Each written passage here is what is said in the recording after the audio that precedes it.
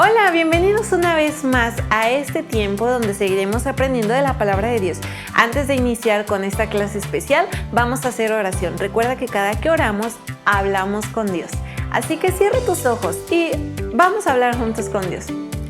Querido Dios, te agradecemos mucho porque nos permites estar juntos por este medio que aunque no nos podemos ver físicamente, pero sabemos que es tu espíritu en ti en el que nos unimos y podemos también seguir aprendiendo más acerca de tu palabra. Te agradecemos y ponemos en tus manos este tiempo en el nombre de Cristo Jesús. Amén.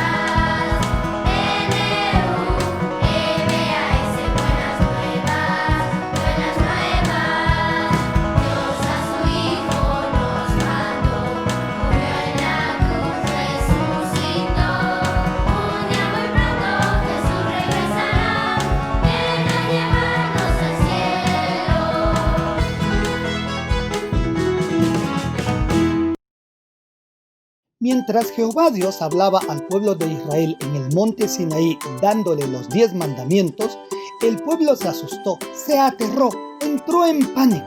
Era tan imponente lo que veían y oían que dijeron a Moisés las palabras de Éxodo 20:19. Habla tú con nosotros y nosotros oiremos, pero no hable Dios con nosotros para que no muramos. También Jehová dijo a Moisés la forma correcta en que el pueblo debía acercarse a Dios, por medio de un altar y de sacrificios. Inmediatamente, Dios detalló las instrucciones del 6º al 10º mandamiento para regular, poner orden a la forma de relacionarse una persona con otra. Finalmente, Dios ordenó a Moisés que subiera al monte junto con su hermano Aarón, 2 hijos de Aarón que se llamaban Nadab y Abiú, y 70 ancianos o líderes del pueblo de Israel. Aarón, sus 2 hijos y los 70 ancianos debían quedarse desde lejos. Solamente Moisés se acercaría a Jehová. Una vez que Moisés y sus acompañantes retornaron al pueblo, Moisés contó todas las palabras y todas las leyes que Jehová había dicho. Y la Biblia dice en Éxodo 24:3 que el pueblo hizo un compromiso. Haremos todas las palabras que Jehová ha dicho. Nuevamente Moisés fue ante Jehová Dios al monte Sinaí, pero esta vez estuvo allí con el mismo Jehová Dios durante 40 días y 40 noches. Allí Moisés recibió instrucciones específicas de cómo construir el tabernáculo. Y no solamente recibió las instrucciones, sino que también le fue mostrado el modelo del tabernáculo que Israel necesitaría para que Jehová Dios, el Dios de Israel, habitara en medio de su pueblo. Dios siempre quiso estar con los suyos, ser parte de los suyos, moverse en medio de su pueblo. Y el tabernáculo sería la manera en que Dios mostraría a su pueblo Israel su presencia, su forma de ser, y así el pueblo podría entender mejor los 4 primeros mandamientos que Dios les había dado. ¿Los recuerdas? Primer mandamiento: no tendrás dioses ajenos delante de mí. Éxodo 20:3. Segundo mandamiento: no te harás imagen ni ninguna semejanza. No te inclinarás a ellas ni las honrarás. Éxodo 20:4. Tercer mandamiento: no tomarás el nombre de Jehová tu Dios en vano. Éxodo 20:7. Cuarto mandamiento: acuérdate del día de reposo para santificarlo. Éxodo 20:8. Y aquí tenemos 2 palabras pero muy importantes que vamos a estudiar: tabernáculo y modelo. Tabernáculo, esta palabra significa morada, habitación tienda móvil o transportable, santuario o tienda de reunión. Y modelo es la traducción de la palabra griega tipo. El tabernáculo ordenado por Dios y construido por Moisés en la tierra debía seguir el modelo o tipo del tabernáculo mostrado por el mismo Dios a Moisés en el monte Sinaí cuando Moisés estuvo allí durante 40 días y 40 noches. Entonces, un tipo es un modelo, una figura que puede ser de un objeto, una persona o un evento real dado por Dios en la Biblia, que sirve como una especie de sombra o anticipo en el Antiguo Testamento, cuya realidad o cumplimiento se encuentra en el Nuevo Testamento, particularmente en la persona y obra de Cristo Jesús. Un tipo nos obliga a mostrar alguna relación de parecido o semejanza entre dos personas, objetos o acontecimientos diferentes. El tipo esencialmente prefigura o señala algo futuro o venidero. El tipo es siempre alguna cosa real, no un símbolo ficticio o ideal. Y además, no es un hecho ordinario de la historia, sino que tiene una exaltada dignidad y valor porque es dado por el mismo Dios. Ahora bien, para que algo sea un tipo, es necesario que tenga el antitipo, o sea, el cumplimiento del tipo, aquello que el tipo señalaba o apuntaba hacia el futuro. En este caso, un tipo es una sombra o reflejo, y el antitipo, o sea, el cumplimiento del tipo, que aparece generalmente en el Nuevo Testamento, es la imagen o realidad o cumplimiento. Por haber creído en el Señor Jesús como tu Salvador, ahora vives en la realidad, no en la sombra. Veamos algunos ejemplos. El tipo, la sombra o lo que anuncia puede ser una persona. Ejemplo, Adán.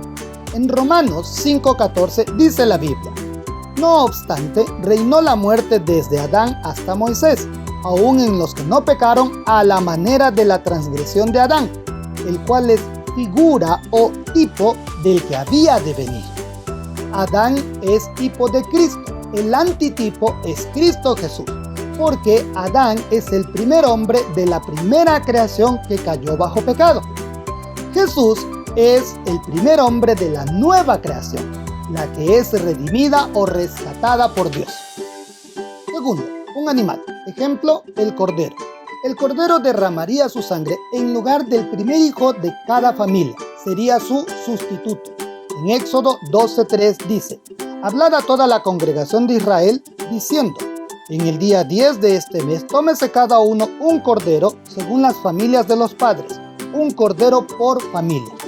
El antitipo es Cristo Jesús, como vemos en 1 de Pedro 1:19, sino con la sangre preciosa de Cristo, como la de un cordero sin mancha y sin contaminación.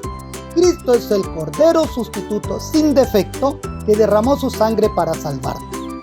Por haber creído en el Señor Jesús como tu Salvador, ahora vives en lo perfecto, no en la sombra.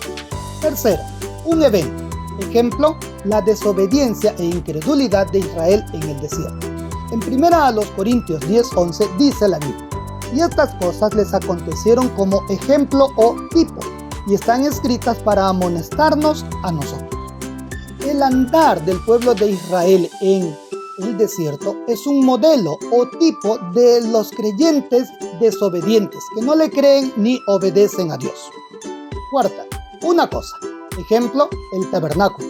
Hebreos 8:5 dice: los cuales sirven a lo que es figura y sombra de las cosas celestiales, como se le advirtió a Moisés cuando iba a erigir el tabernáculo, diciéndole: mira, haz todas las cosas conforme al modelo o tipo que se te ha mostrado en el monte. Hay un tabernáculo celestial. Esto es lo que vamos a estudiar. Por haber creído en el Señor Jesús como tu Salvador, ahora vives en lo perfecto, no en la sombra. Quinto, una institución. Ejemplo, el día de reposo de Éxodo 20:8. Acuérdate del día de reposo para santificarlo. Hebreos 4:9 dice: por tanto, queda un reposo para el pueblo de Dios. Ese reposo es Cristo Jesús, el reposo del creyente, y eso ya lo estudiamos. Sexto, una ceremonia. Ejemplo, la Pascua celebrada por el pueblo de Israel recordando la liberación de la esclavitud en Egipto. En 1 Corintios 5:7 dice: limpiaos pues de la vieja levadura, para que seáis nueva masa, sin levadura como sois, porque nuestra Pascua, que es Cristo, ya fue sacrificada por nosotros. Cristo es nuestra Pascua, porque Él nos hace libres de la esclavitud del pecado. Los tipos ocurren con mayor frecuencia en el Pentateuco o 5 libros o rollos, pero también se encuentran, aunque no tan a menudo, en otras partes de la Biblia. ¿Aceptas el desafío de estudiar los tipos de Cristo en el tabernáculo ordenado por Dios y construido por Moisés? Te esperamos una vez más en nuestro Club Bíblico Virtual de las Buenas Nuevas.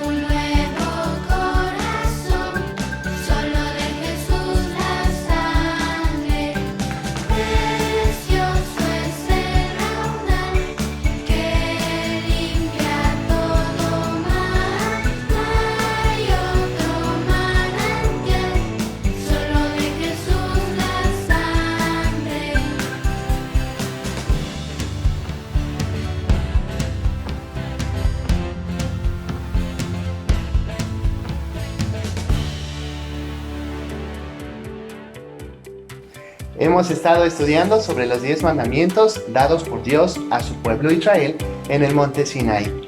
Han sido varios meses que el Señor nos ha estado dando esta oportunidad de crear estos videos y gracias te damos también porque tú nos has estado viendo hasta el día de hoy. Estamos seguros que has estado aprendiendo mucho acerca de Dios, ¿no es así? Y bueno, solo hemos estudiado sobre los 17 versículos del capítulo 20 de Éxodo. Imagínate cómo sería ir versículo por versículo aprendiendo sobre Dios. Hay mucho que aprender y es nuestro deseo ir avanzando cada semana y poder llegar hasta el capítulo 40 de Éxodo, que es el último capítulo de este libro.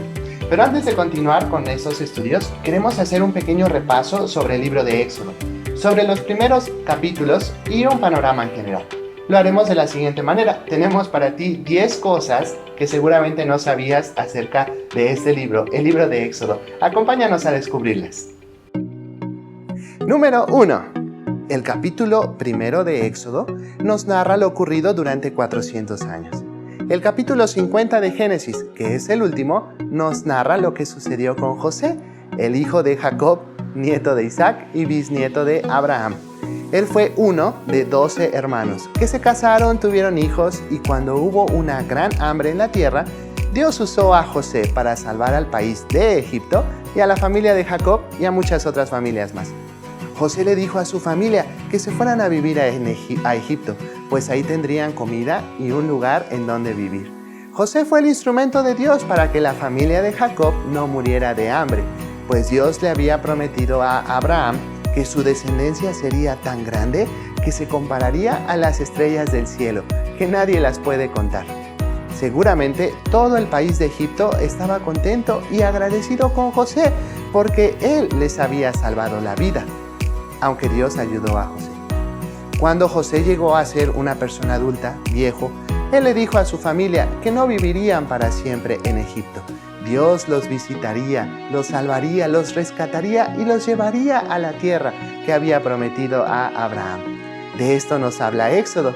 400 años donde los israelitas vivieron en Egipto y Dios los sacó con mano fuerte, tal como Dios le dijo a Abraham en Génesis 15, versículos del 1 al 14. Leeré los versículos 13 y 14. Entonces Jehová dijo a Abraham: ten por cierto que tu descendencia morará en tierra ajena, y será esclava allí, y será oprimida 400 años. Mas también a la nación a la cual servirán, juzgaré yo, y después de esto saldrán con gran riqueza. Número 2. Los hijos de Israel que entraron en Egipto fueron 70. Al salir eran casi 2 millones de personas. Cuando José le dijo a su familia que fueran a vivir a Egipto, no eran muchos como para formar un país. La forma en que vivían eran por familias y en tiendas, es decir, no tenían una tierra propia ni casas hechas de ladrillo o de madera. A esta forma de vida en familia se le llamaba tribu. Entonces la tribu de Israel serían los hijos que le nacieron a Israel. Ya dijimos que Israel, o también llamado Jacob, tuvo 12 hijos y a estos hijos le nacieron más hijos. Cuando los israelitas salieron de Egipto, salieron como las tribus de Israel. Ahora habían crecido en número y ya no eran 70 solamente. Así lo dice Éxodo 12, 37 y 38. Partieron los hijos de Israel de Ramesés a Sucot como 600,000 hombres de a pie, sin contar los niños. También subió con ellos grande multitud de toda clase de gentes y ovejas y muchísimo ganado. Haciendo cuentas rápidas, es probablemente que el total de personas sería como de 2 millones, contando a las mujeres y niños. La Biblia no nos da el dato exacto, pero imagina añadir todos los animales, como las ovejas, las vacas, los caballos, etc. Aparte de los extranjeros, o sea, de las personas de otras naciones y de los mismos egipcios que salieron con los israelitas. Era mucha gente. ¿Puedes tratar de imaginar toda esa cantidad de personas? Número 3. Los egipcios eran politeístas. Esto quiere decir que adoraban o reverenciaban a muchos dioses. Poli quiere decir muchos y teo viene de la palabra que significa Dios. Había dioses para casi cualquier situación o para cada cosa. Un dios del río, un dios de la noche, un dios del día, de las estrellas, del sol, la luna, la vida, la muerte, el desierto, la música, en fin, eran muchos dioses. Constantemente, estos eran cambiados de nombre o reemplazados por algún dios nuevo. Un dios egipcio, así como en muchas diferentes culturas, no era diferente de un hombre o de una mujer. Esto porque no eran dioses verdaderos, eran invención humana. Inventaban historias, los hombres, para cada dios, así que cada uno tenía un inicio, vivía una vida como muchos hombres, se hacía fuerte, se casaba, tenía hijos que después se volverían dioses y se hacía viejito y débil para después morir o ser asesinado por algún otro dios, tal como se ve en la película Dioses de Egipto. Se dice que en Egipto había más o cerca de 2,000 dioses. Algo interesante es que creían que el rey de Egipto, al que le llamaban faraón, también era un dios. ¿Te imaginas tener que hacer sacrificios o hacer algo para tener contento a cada dios? Lo que es triste es que muchos israelitas se habían mezclado tanto con los egipcios que también creían en estos dioses falsos. No es de sorprender que algunos años después de que estaban esclavizados en Egipto, Dios les diría a los israelitas: no tendrás dioses ajenos delante de mí, primer mandamiento. El segundo, no te harás imagen, ni ninguna semejanza, ni te inclinarás a ellas, ni las honrarás. Número 4. Dios revela su nombre por primera vez. En el libro de Génesis leemos cómo Dios habló con muchas personas desde Adán hasta Jacob, pero a ninguna de ellas Dios le dice su nombre, hasta que Dios se encuentra con Moisés por medio de la zarza que tenía fuego, pero no se consumía. Fue entonces que Dios le dice a Moisés su nombre. Dios específicamente le dice a Moisés que no había revelado su nombre, Jehová, en el pasado, La razón por la que Dios le revela a Moisés y a Israel su nombre tiene que ver con el significado del mismo nombre. Él es el único Dios eterno y autoexistente y quiere salvarte para tener una relación contigo. Por eso se diferencia de todos los dioses de Egipto, que en realidad no son dioses, porque son inventados por los hombres, tienen un principio y un fin. A partir del capítulo 6 hasta el capítulo 14 de Éxodo, vemos cómo Dios mostró su poder, salvando a Israel de las plagas y sacándolo de Egipto para llevarlos a la tierra prometida a Abraham. Como Dios es el único Dios vivo y verdadero, en el tercer mandamiento ordena hacer un buen uso de su nombre. De otra manera, la persona será culpable. Número 5. Moisés es un tipo de Jesús. Es común entre los estudiosos de la Biblia usar la frase tipo de Jesús para explicar que Dios estaba mostrando cómo sería Jesús cuando viniera al mundo. Esto no quiere decir que Moisés es Jesús, ni que Moisés reencarnó en Jesús. Claro que no. Lo que significa es que Moisés y Jesús son parecidos en ciertas cosas. Por ejemplo, cuando nació Moisés, el faraón mandó matar a los niños varones recién nacidos. Cuando Jesús nació, el rey Herodes mandó matar a los niños menores de 2 años. Moisés fue criado en Egipto unos 40 años. Jesús vivió algunos años en Egipto también. Moisés fue usado por Dios para liberar al pueblo de Israel de la esclavitud en Egipto. Jesús es quien nos liberta de la esclavitud del pecado. Moisés es el legislador o la persona que dio la ley a Israel. Jesús nos libró de la maldición de la ley y ahora nos da su ley, la ley de Cristo. Esto y muchas otras cosas más tienen de parecido entre Moisés y el Señor Jesús. Sin embargo, Jesús es mucho mayor que Moisés porque Jesús es Dios. Así lo dice Hebreos 3, 5 y 6 y lo voy a leer de otra versión, la versión de la Biblia de las Américas. Dice así: Y Moisés fue fiel en toda la casa de Dios como siervo para testimonio de lo que se iba a decir más tarde. Pero Cristo fue fiel como hijo sobre la casa de Dios, cuya casa somos nosotros, si retenemos firme hasta el fin nuestra confianza y la gloria de nuestra esperanza.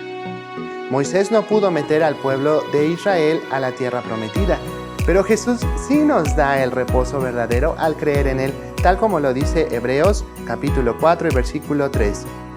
Pero los que hemos creído, entramos en el reposo, de la manera que dijo: Por tanto, juré en mi ira, no entrarán en mi reposo. Número 6. Hay muchos tipos de Jesús a lo largo de Éxodo. No solo Moisés es parecido a Jesús, sino que muchas otras cosas Dios mostraba lo que Jesús haría o sería al venir al mundo. El Cordero de la Pascua, el cruce del Mar Rojo, el agua en la roca, el pan que descendía del cielo, la roca que lo seguía, la redención, el tabernáculo, los sacerdotes, eso por mencionar solo alguno de ellos, y que no explicaremos cada uno, pero si quisieras saber más, pregunta a tu maestro o comunícate con nosotros. Número 7. Las 10 plagas son juicios que Dios realizó a los dioses egipcios. Dios decidió mostrar su poder y su nombre por medio de las 10 plagas. Cada una de las plagas fue un ataque directo de Dios a los dioses falsos que adoraban en Egipto. Solo había un fin: demostrar quién era el verdadero Dios. Dios atacó al río Nilo al volver las aguas en sangre. Hubo ranas, piojos, moscas. El ganado se murió, hubo úlceras, después granizo con fuego, langostas, tinieblas y al final la muerte del primogénito en cada casa. Los dioses egipcios no pudieron vencer al Dios verdadero porque no son reales y no tienen poder alguno. Dios demostró que su nombre, Jehová, es real y que Él es el único Dios vivo y verdadero. Los hechiceros de Faraón lo reconocieron, pues le dijeron al rey: dedo de Dios es este. Así que las personas tenían que decidir a quién servirían, si a Jehová, el Dios vivo y verdadero, o a sus más de 2000 dioses. Lo interesante es que cuando los israelitas salieron de Egipto, varios egipcios también salieron con ellos y gente de otros países más. También habían reconocido que Jehová es el único Dios vivo y verdadero. Y no solo ellos, sino también todos los reinos de ese entonces escucharon lo que Dios había hecho en Egipto, y algunas personas creyeron en Dios, como lo hizo una mujer llamada Rahab. 8. Dios empezó a formar a Israel como nación. Cuando Dios le prometió a Abraham un hijo, le dijo que haría una nación de sus descendientes. ¿Cuál es la principal característica de una nación? La cantidad de personas. Ciertamente 70 personas no formarían una nación, pero unas 2 millones de personas con certeza que ya es una nación. Lo primero que Dios hizo con su pueblo al sacarlos de Egipto fue darles leyes, o sea, los 10 mandamientos, para regular su comportamiento como nación, pues siendo esclavos no tenían libertades ni leyes que caracterizan a una nación. Así que desde el capítulo 20 hasta el 40 veremos parte de esas leyes para que como nación sirvan a Dios. Muchas civilizaciones en el mundo han establecido sus constituciones políticas basadas en la ley mosaica, y no para servir a Dios precisamente, sino porque la ley de Dios es santa, justa y buena. Número 9. La ley de Dios es teocéntrica. Esto quiere decir que el centro y lo más importante de todo es Dios. ¿Cuál es el fin de los primeros 4 mandamientos? Amar a Dios. ¿Cuál es el fin de los otros 6 mandamientos? Amar a mi prójimo, que es de igual importante que amar a Dios. ¿Cuál es el centro de los demás mandamientos o de todos, que son 613? Dios es el centro. En otras palabras, todo gira alrededor de Dios. Y Él lo dejaría bien claro, pues le dio a Moisés instrucciones específicas para construir una tienda, o tal como aparece en la Biblia, el nombre de esta tienda, tabernáculo, para adorar a Dios. Este lugar estaría exactamente al centro de las tiendas donde vivían las demás israelitas. Veremos sobre esto más adelante. No solo Dios ocuparía el centro en la tierra, geográficamente, sino el centro en la vida del hombre. ¿Recuerdas Mateo 22 del 37 al 40? Dios debe estar en el centro de mi vida y amarlo con toda mi vida. Pero Israel vez tras vez quitó a Dios del centro de su tierra y de sus vidas, y lo reemplazaban con sus propios ídolos falsos. Dios no lo pasó por alto y los castigó repetidas ocasiones, pero Él los siguió amando y perdonando. El día de hoy, Cristo está en el centro de nuestras vidas, o así debería ser. Él es a quien amamos y adoramos, y todo esto es cristocéntrico. Número 10. Éxodo, Levítico y Números nos hablan sobre la incredulidad de Israel a Dios. Todo se resume en que Israel no creyó en Dios.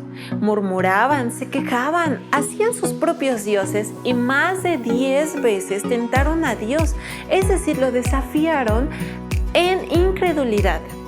El escritor a los israelitas creyentes en el tiempo del Nuevo Testamento, o los hebreos, nos dice claramente que el castigo de Dios a la incredulidad fue que pasaron 40 años dando vueltas en el desierto y que por incredulidad no entraron a la tierra prometida. No fue diferente cuando vino Jesús, pues el apóstol Juan nos dice que Jesús vino a los suyos, pero los judíos no creyeron en él. El apóstol Pablo nos dice que el Antiguo Testamento fue escrito y lo tenemos ahora como ejemplo para que no nos pase lo mismo, como dice en 1 Corintios 10 del 6 al 11. Mas estas cosas sucedieron como ejemplos para nosotros.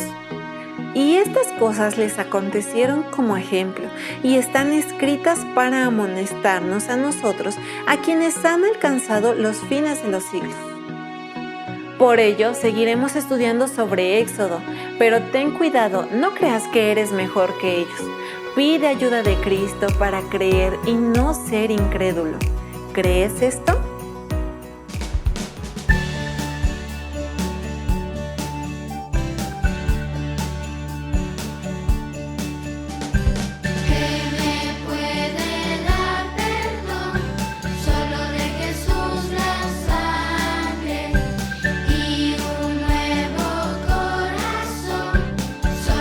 Jesús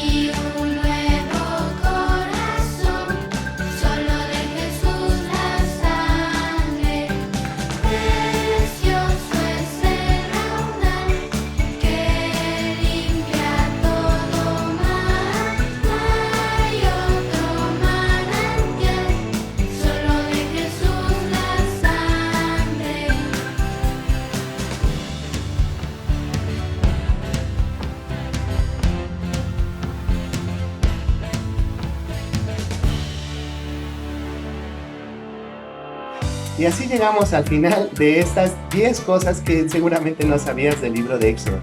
Hay muchas cosas que seguir explicando y enseñando, pero por ahora nos quedaremos aquí. ¿Cuántas de estas cosas no sabías? Estamos seguros que hubo más de un número de la lista que fue nuevo para ti. Así que te invitamos a que compartas este video con tus amigos para que el ejemplo de Israel en el Éxodo nos ayude en nuestra vida cristocéntrica, al mismo tiempo que seguimos conociendo a Dios, quien se reveló a sí mismo en la Biblia, y en Jesús, que es la imagen de Dios.